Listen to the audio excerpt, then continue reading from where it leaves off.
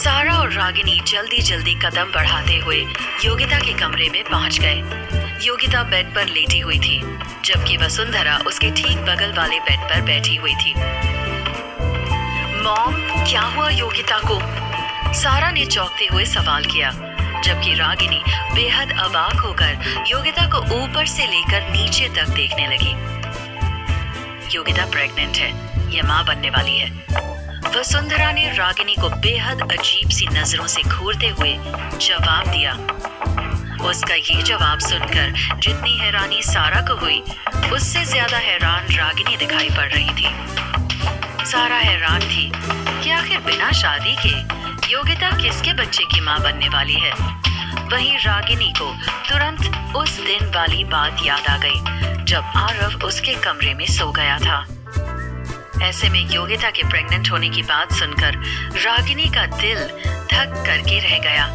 उसे कुछ समझ में नहीं आ रहा था। सारा कुछ पल योगिता की ओर देखती रही और फिर वसुंधरा की ओर सवालिया नजरों से देखते हुए बोली, लेकिन मॉम, योगिता तो ये बच्चा आरव का है। अभी सारा अपनी बात खत्म कर पाती, उससे पहले ही वसुंधरा रागिनी की ओर तिरछी नजरों से देखते हुए बोली। रागिनी बिल्कुल दंग होकर वसुंधरा की ओर देखने लगी, जबकि योगिता के चेहरे पर इस वक्त बेहद अजीब सी मुस्कान छाई हुई थी। रागिनी को तो जैसे अपने कानों पर यकीन ही नहीं हो रहा था। वो समझ ही नहीं पा रही थी कि इस वक्त वो क्या करे और क्या बोले। अब तक सारा के चेहरे का रंग भी उड़ चुका था। वो इस वक्त घबराई हुई नजरों से रागिनी की ओर देखने लगी। और अब आरव को इस बच्चे को अपनाना भी पड़ेगा। आरव को अब योगिता से शादी करनी पड़ेगी। वसुंधरा फिर से रागिनी को घूरते हुए बोली। ये सुनकर सारा जोर से चिल्ला उठी, मॉम, आप ये कैसी बातें कर रही हैं? बिल्कुल ठीक बात कर रही हैं छोटी माँ। अगर आरव भाईसा का बच्चा योगिता के पेट में है, तो फिर तो आरव भाईसा को योगिता से शादी करनी पड़ेगी। अब तक वहाँ विकी भी पहुँच चुका था। वो सारा और रागिनी की ओर देखते हुए बोला, डॉक्टर ने बताया है योगिता जी के पेट में बच्चा है और योगिता जी का कहना है कि इस बच्चे का बाप आरव है, तो फिर तो बाप और माँ की तो शादी करनी पड़ेगी ना। क्यों भाभी सा, कुछ गलत तो नहीं कह रहा ना मैं? इस बार विकी ने रागिनी को बेहद अजीब तरीके से घूरते हुए कहा। रागिनी बिना कुछ जवाब दिए बस एक टक विकी की ओर देखती रही। अब ये तो आरव भाई साई बताएंगे कि उन्हें कौन सी लुगाई रखनी है, विकी ने आगे कहा और फिर अजीब ढंग से हंसते हुए बोला। वैसे आरव भाई साहब बहुत लकी हैं, उन्हें तो लुगाई चुनने का मौका मिल रहा। क्यों छोटी माँ? सारा को कुछ भी समझ में नहीं आया। आरव को कॉल लगाते हुए वो वहाँ से चली गई और फिर रागिनी भी चुपचाप वहाँ से जाने लगी। इधर आरव भागता हुआ अपनी गाड़ी के पास पहुंचा और उसमें बैठे ड्राइवर की ओर देखते हुए बोला, जल्दी गाड़ी से बाहर निकलो, जल्दी। ड्राइवर को कुछ समझ में नहीं आया कि आखिर अचानक आरव को क्या हो गया है। वो बिना कुछ कहे झट से गाड़ी से उतरकर बाहर खड़ा हो गया।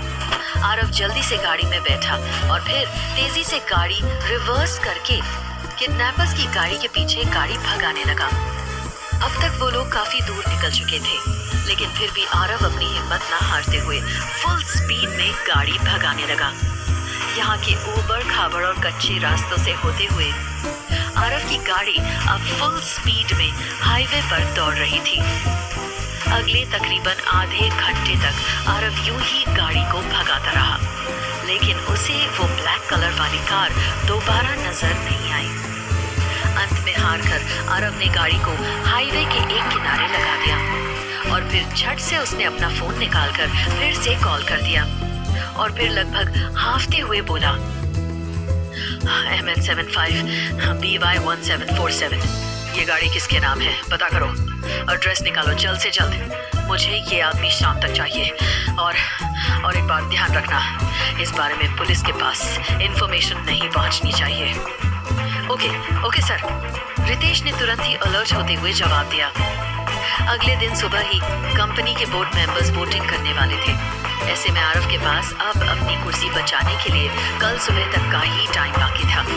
अगर उससे पहले उसने दीक्षित की बेटी का पता नहीं लगाया तो फिर उसके लिए कंपनी का सीईओ बने रहना मुश्किल होने वाला था। आरव ने गाड़ी को अब अपने ऑफिस की तरफ मोड़ दिया था। उसके कपड़ों पर काफी धूल और मिट्टी लगी हुई थी। बाल काफी बिखरे हुए थे और कपड़े भी तितर बितर हो चुके थे। जब आरव ऑफिस के भीतर घुसा तो वहां पर सब उसकी तरफ बेहद अजीब सी नजरों से देख रहे थे। किसी को समझ में नहीं आ रहा था कि हमेशा बिल्कुल रेडी होकर आने वाला आरव आज इतने अजीब ढंग से ऑफिस क्यों आ गया था। आरव अभी अपने कैबिन की तरफ बढ़ ही रहा था कि तभी उसके सामने मोनिका आकर खड़ी हो गई। ओह आरव, क्या हुआ तुम्हें? मोनिका ने थोड़ा चकित होते हुए सवाल किया और वो ऊपर से लेकर नीचे तक आरव को देखने लगी। कुछ नहीं, बस किसी का पीछा कर रहा था तो उसी की वजह से। आरव ने मोनिका को जवाब दिया और फिर आगे बढ़ने लगा। पीछा? किसका पीछा कर रहे थे तुम?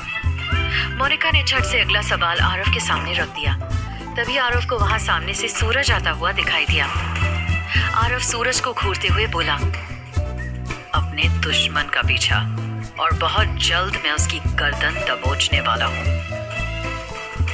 इत्तेफाक से इस वक्त सूरज मेवाड़ इंडस्ट्री के ऑफिस एरिया से बाहर आ रहा था। उसको वहां से बाहर आते देख आरव का गुस्सा 7वें आसमान पर पहुंच गया। आरव गुस्से से भरी लाल आंखों से सूरज को घूरते हुए जोर से चिल्लाया, सिक्योरिटी। आरव की तेज आवाज पूरे ऑफिस में गूंज उठी और तुरंत ही 2-3 सिक्योरिटी गार्ड्स उसके सामने आकर खड़े हो गए। जी जी सर। तुम लोग ऑफिस के भीतर आने वाले लोगों पर नजर क्यों नहीं रखते? इस ऑफिस के भीतर सिर्फ उन्हीं की एंट्री है जो यहाँ काम करते हैं। ऑफिस से निकाले हुए लोगों की एंट्री यहाँ पर नहीं हो सकती है, समझे तुम लोग? आरव ने गार्ड्स के ऊपर लगभग चिल्लाते हुए कहा और फिर अगले ही पल उसने सूरज की तरफ इशारा करते हुए कहा, बाहर करो इसको यहाँ से, जल्दी। आरव का ऑर्डर मिलते ही वो गार्ड्स तुरंत ही सूरज की तरफ लपके, लेकिन उनके हाथ लगाने के पहले ही सूरज वहां से खुद ही चला गया। अपनी बात खत्म करने के बाद आरव भी तुरंत अपने कैबिन की तरफ बढ़ गया। जब से आरव को पता चला कि मिस्टर दीक्षित की बेटी गायब हुई है, तब से ही न जाने क्यों आरव को सूरज बघेल पर शक होने लगा था। लेकिन इस बार आरव ने सोच लिया था कि अगर वाकई में सूरज फिर से उसके पीठ में छुरा घोंपने की कोशिश करेगा तो फिर वो उसे नहीं छोड़ेगा। आरव चुपचाप जाकर अपने ऑफिस में बैठ गया और वो ऑफिस की पेंडिंग पड़े काम को निपटाने लगा। कुछ देर तक आरव अपनी ऑफिस की फाइल्स में उलझा हुआ था, लेकिन तभी उसका फोन बजने लगा। आरव ने फोन उठाकर देखा तो पता चला कि ये रागिनी की कॉल थी। हेलो। हमेशा की तरह आरव फोन उठाते ही थोड़े सख्त से लहजे में बोला, मुबारक हो आरव जी, आप तो बाप बनने वाले हैं। रागिनी ने चेहरे पर बनावटी मुस्कान लाते हुए कहा, लेकिन आरव ने फोन पर ही रागिनी के बोलने के लहजे को भांप लिया था। क्या क्या मजाक कर रही हो तुम? आरव लगभग चिल्लाते हुए बोला, मैं कोई मजाक नहीं कर रही आरव जी, मैं तो सच बोल रही हूँ। कमाल है, आपको पता भी नहीं है कि आप बाप बनने वाले हैं। रागिनी के बात करने के लहजे में तो उसका गुस्सा साफ तौर पर जाहिर हो रहा था, लेकिन वो आरव के सामने खुलकर अपने गुस्से का इजहार नहीं कर पा रही थी। बकवास बंद करो अपनी तुम। आरव जोर से चीख पड़ा, जी मैंने तो आपको बस बधाई देने के लिए फोन किया था। मुझे तो लगा था कि आप बाप बनने की खबर सुनकर खुश होंगे। खैर, लगता है कि आपके लिए बाप का रिश्ता भी सिर्फ एक सौदा ही है। इतना कहकर रागिनी ने फोन रख दिया। Hello hello hello. आरव गुस्से से फोन पर चिल्लाने लगा, लेकिन फोन की दूसरी तरफ से सिर्फ टू टू की आवाज सुनाई पड़ रही थी। रागिनी की बातें आरव के कानों में किसी कांटे की तरह चुभ रही थी। गुस्से में आकर उसने फिर से रागिनी को कॉल करने के लिए अपना फोन उठाया, लेकिन तभी उसकी नजर फोन पर पड़े सारा के मिस्ड कॉल पर पड़ी। सारा मुझे कॉल कर रही थी, वो भी उसने 2-3 बार कॉल किया। आरव को कुछ अजीब लगा। रागिनी की बातों ने उसे थोड़ी चिंता में भी डाल दिया था। न जाने क्यों अब उसका ऑफिस में मन नहीं लग रहा था, इसलिए उसने गाड़ी की चाबी उठाई और ऑफिस से घर के लिए निकल गया। आज मुंबई का मौसम भी बहुत खराब था। काले बादल पूरे आसमान को घेरे हुए कुछ यूं गरज रहे थे जैसे मानो आज पूरे शहर को अपने आगोश में ले लेंगे। आरव जब ऑफिस से बाहर निकला तब तक जोरों की बारिश शुरू हो चुकी थी। इस बारिश के मौसम में रागिनी सबकी नजरों से बचकर अपने कमरे की बालकनी की खुले फर्श पर अकेले ही बैठी हुई थी। उसकी सूजी हुई आंखें बता रही थी कि वो अब तक काफी आंसू बहा चुकी है। न जाने क्यों जब से उसने योगिता के प्रेग्नेंट होने की खबर सुनी थी, उसे ऐसा फील हो रहा था जैसे उसके साथ बहुत बड़ा धोखा हुआ हो। उसके कानों में बार बार वसुंधरा के वही शब्द गूंज रहे थे जिसमें वो योगिता के प्रेग्नेंट होने की बात कह रही थी। रागिनी को आज फिर से अपनी किस्मत पर तरस आ रहा था। जब भी उसे अपनी लाइफ में थोड़ी सी खुशी मिलती है, भगवान उसे झट से जमीन पर पटककर वापस उसे गमों की दुनिया में ढकेल देते हैं। कुछ देर तक जी भरकर रो लेने के बाद रागिनी ने खुद से ही सवाल करना शुरू कर दिया। क्यों रो रही हूँ मैं? आखिर आरव जी से मेरा रिश्ता क्या है? मैं तो बस उनकी कॉन्ट्रैक्ट वाइफ हूँ ना। वो मुझे पैसे देकर लाए हैं, तो फिर मैं क्यों उनकी असली पत्नी बनने के सपने देख रही हूँ? नहीं, अब मुझे नहीं रोना है। रागिनी जितना खुद को समझाने की कोशिश करती, उतना ही उसकी आंखों से आंसू बाहर आते जा रहे थे। कुछ देर बाद आरव ने अपने कमरे का दरवाजा खोला तो वहां अंधेरा पसरा हुआ था। ये अंधेरा रात का नहीं, बल्कि बाहर गहरे काले बादलों की वजह से छाया हुआ था। उसने कमरे की लाइट ऑन की और चारों तरफ नजरें घुमाकर वो रागिनी को ढूंढने लगा, लेकिन वो कहीं नजर नहीं आ रही थी। कहाँ चली गई रागिनी? तभी आरव ने बालकनी का दरवाजा खुला देखा। वो जल्दी से बालकनी की तरफ बढ़ गया। रागिनी। अभी आरव ने दरवाजे से बाहर झांकते हुए रागिनी को आवाज लगाई ही थी कि उसकी नजर फर्श पर बेसुध पड़ी हुई रागिनी के ऊपर गई। बारिश से रागिनी का पूरा बदन भीग चुका था और अभी भी उसके चेहरे और शरीर पर लगातार बूंदें पड़ रही थी, लेकिन रागिनी को जैसे कोई फर्क ही नहीं पड़ रहा था। वो बेसुध होकर फर्श को अपने सीने से लगाए हुए थी। उसको यूं देखकर आरव काफी ज्यादा घबरा गया। रागिनी! आरव चिल्लाते हुए रागिनी की तरफ दौड़ पड़ा। वो जल्दी से रागिनी के पास पहुंचा और उसे उठाने की कोशिश करने लगा। रागिनी आंखें ही नहीं खोल रही थी। आरव ने रागिनी को झकझोरते हुए उसे उठाने की कोशिश की, लेकिन वो बस एक जिंदा लाश की तरह पड़ी हुई थी। उसके सारे कपड़े भीगे हुए थे और तभी आरव की नजर रागिनी के पैर की तरफ गई। ओह माय गॉड, ये तो खून है।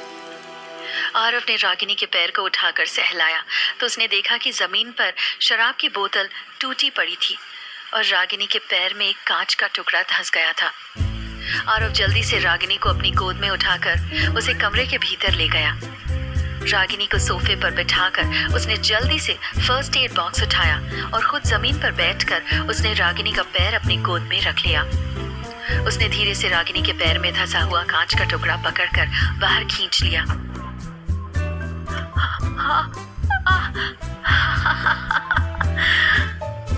नशे में डूबी हुई रागिनी धीरे से हंसती।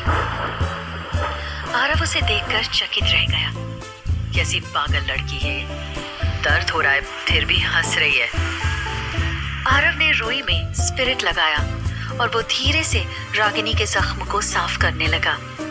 रागिनी जोर से हंसते हुए सोफे के नीचे उतरकर आरव की गोद में बैठ गई। मुझे खुदकुशी हो रही है। रागिनी नशे की हालत में हंसते हुए बुदबुदाई। वहीं दूसरी तरफ वसुंधरा धीरे से योगिता के कमरे में जाकर उससे बोली, तुम यहाँ क्या कर रही हो? तुमसे कहा था ना कि दरवाजे पर नजर रखना। आरव घर वापस आ गया है और वो सीधे रागिनी के पास अपने कमरे में चला गया है। योगिता चकित होकर बोली, कब आया वो? मैं तो 12 बजे तक बाहर ही बैठी थी, लेकिन फिर मुझे नींद आ गई तो मैं यहाँ आकर सो गई। अभी कौन सी देर हुई है? मैं अभी चली जाती हूँ। अब वैसे भी आरव को आने वाली हर एक रात मेरे साथ ही बितानी पड़ेगी। हाँ, तो उसके लिए तुम्हें मेहनत करनी पड़ेगी।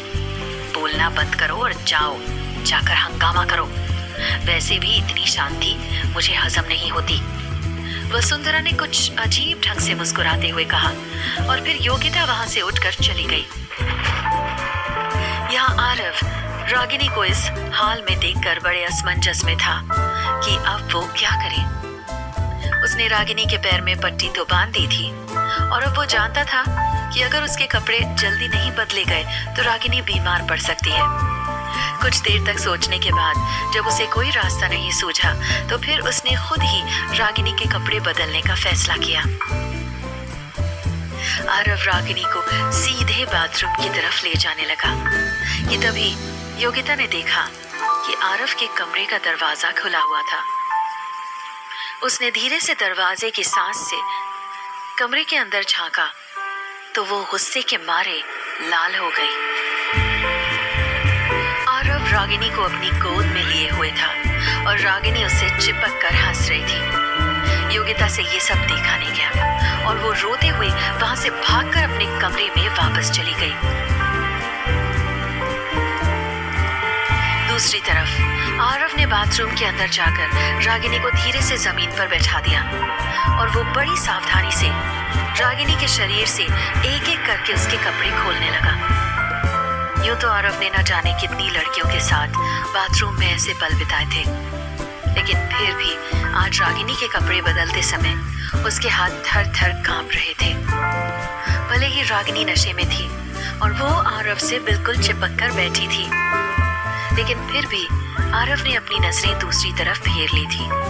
वो रागिनी को ठेस नहीं पहुंचाना चाहता था।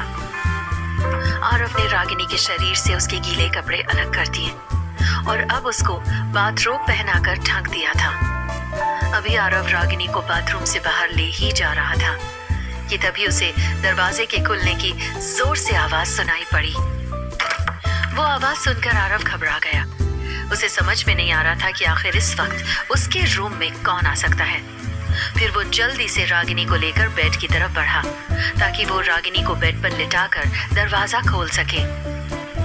आरव जब रागिनी को लेकर बाथरूम से बाहर निकला तब जाकर उसने नोटिस किया कि रूम की बालकनी का दरवाजा अभी तक खुला हुआ था और बाहर हवा काफी तेज चल रही थी, जिस वजह से बार बार ये दरवाजा खुलकर बंद हो जा रहा था। दरवाजे और खिड़कियां खुली होने की वजह से बारिश की बौछारें रूम के भीतर तक आ रही थी। आरव ने रागिनी को बेड पर लिटाया और उसके ऊपर ब्लैंकेट डाल दिया और फिर झट से बालकनी का दरवाजा बंद करने के लिए दौड़ पड़ा। इतना कुछ करते करते आरव के भी कपड़े बिल्कुल भीग चुके थे। उसने अपनी गीली शर्ट का बटन खोलना शुरू किया ही था कि उसे रागिनी के दांतों के किटकिटाने की आवाज सुनाई पड़ी। वो ठंड से कांप रही थी। सफेद ब्लैंकेट में लिपटी हुई रागिनी का सिर्फ चेहरा ही आरव को दिखाई पड़ रहा था। आरव बड़े ध्यान से रागिनी के थरथराते चेहरे को देखते हुए अपने शर्ट के बटन को खोले जा रहा था। तभी उसे एहसास हुआ कि कमरे की खिड़कियां अब तक खुली हुई थी, जहां से बाहर की ठंडी हवा कमरे के अंदर तक आ रही थी। उसने पीछे मुड़कर खिड़की को बंद किया और हवा में लहराते हुए सुर्ख सफेद पर्दे से खिड़की के पल्ले को पूरी तरह ढक दिया। अभी भी रागिनी कांप रही थी। आरव ने आगे बढ़कर रागिनी के माथे पर हाथ लगाया तो वो किसी गर्म तवे जैसा तप रहा था। रागिनी को तेज बुखार था और ठंड के मारे उसका पूरा बदन कांप रहा था। आरव कुछ देर तक यूं ही रागिनी को निहारता रहा और फिर खुद से बोला, मैं रागिनी के लिए नींबू पानी ले आता हूँ, नहीं तो कल ये उठेगी तो सर दर्द से पागल हो जाएगी। अभी आरव अपने रूम से बाहर निकला ही था कि उसके कानों में विकी की जोर से हंसने की आवाज सुनाई दी। वो इस वक्त वसुंधरा से कुछ बात कर रहा था। विकी की आवाज सुनते ही आरव के कदम अपनी जगह पर ठिठक गए। वो विकी की बातें सुनने लगा। वैसे छोटी माँ, अब जब अब काहे की भाभी सा, जब रागिनी से अपने पति को संभाला नहीं गया तो अब वो किस हैसियत से इस घर में रह सके है। अब जब इसकी सौतन बच्चा जनेगी उस समय ये क्या ढोल बजाएगी। अब निकल जाना चाहिए इस घर से।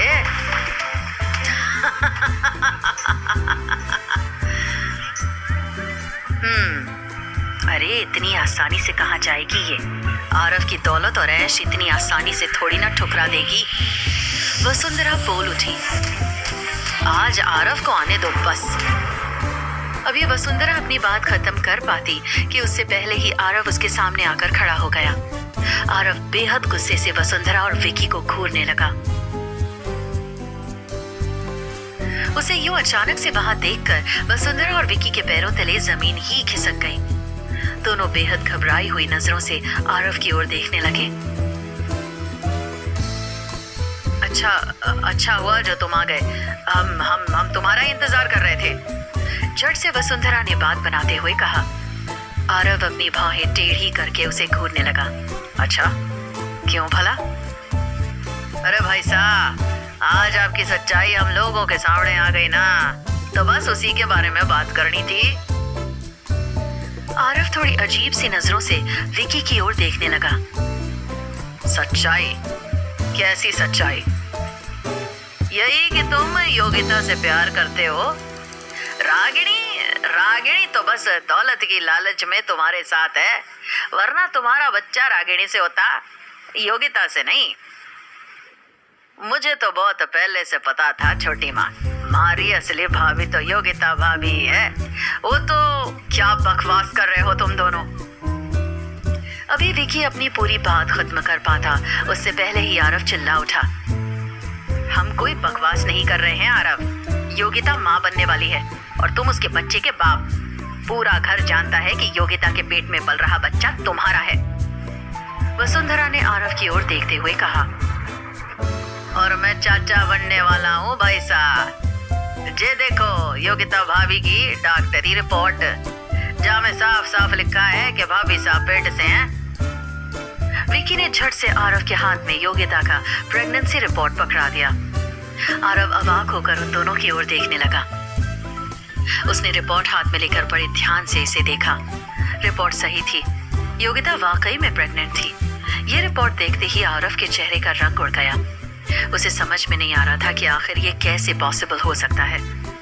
अब जाकर उसे ये समझ में आया कि रागिनी की आज ऐसी हालत क्यों थी, क्यों उसकी आंखें सूजी हुई थी। शायद उसे भी अब तक ये पता चल चुका था कि योगिता के पेट में आरव का बच्चा पल रहा है। मैं तो शुरू से यही चाहती थी कि आरव योगिता से शादी कर ले, क्योंकि मैं जानती थी कि आरव योगिता से ही प्यार करता है। वसुंधरा ने आरव को तिरछी नजरों से देखते हुए कहा। तो अब कौन सा बहुत देर हो गई छोटी माँ, आरव भाई साहब की शादी योगिता भाभी से करवा देते हैं। विकी ने भी आरव को सुनाते हुए कहा। आरव उन दोनों को घूरते हुए जोर से चिल्ला दिया। चुप हो जाओ तुम दोनों। और फिर तुरंत आरव वहां से अपने कमरे की तरफ चला गया। इधर कमरे में रागिनी ने कंबल फेंक दिया था और वो नशे की हालत में बेड पर करवटें बदलने लगी थी। रागिनी नीचे गिरने ही वाली थी कि तभी आरव ने आकर उसे संभाल लिया। रागिनी को काबू में करने के लिए आरव ने जबरदस्ती उसे कंबल उठाया और वो खुद रागिनी के बगल में लेट गया। आज पहली बार किसी लड़की के बगल में सोते हुए आरव को बड़ी घबराहट सी हो रही थी। रागिनी के साथ एक ही ब्लैंकेट में लेटने के बाद भी आरव ने उसके बदन से दूरी बना रखी थी, लेकिन आहिस्ते आहिस्ते ये दूरी कम होने लगी और रागिनी कब आरव के सीने से लिपटकर सोने लगी, इसका एहसास शायद उसे भी नहीं हुआ। इस दौरान आरव की धड़कन इतनी तेज हो चुकी थी कि उसे नींद ही नहीं आ रही थी। वो बस चुपचाप रागिनी को सुकून से सोते हुए देखता रहा। क्या सच में योगिता के पेट में है आरव का बच्चा? और क्या इस बच्चे की वजह से आरव को करनी पड़ेगी योगिता से शादी? जानने के लिए सुनते रहिए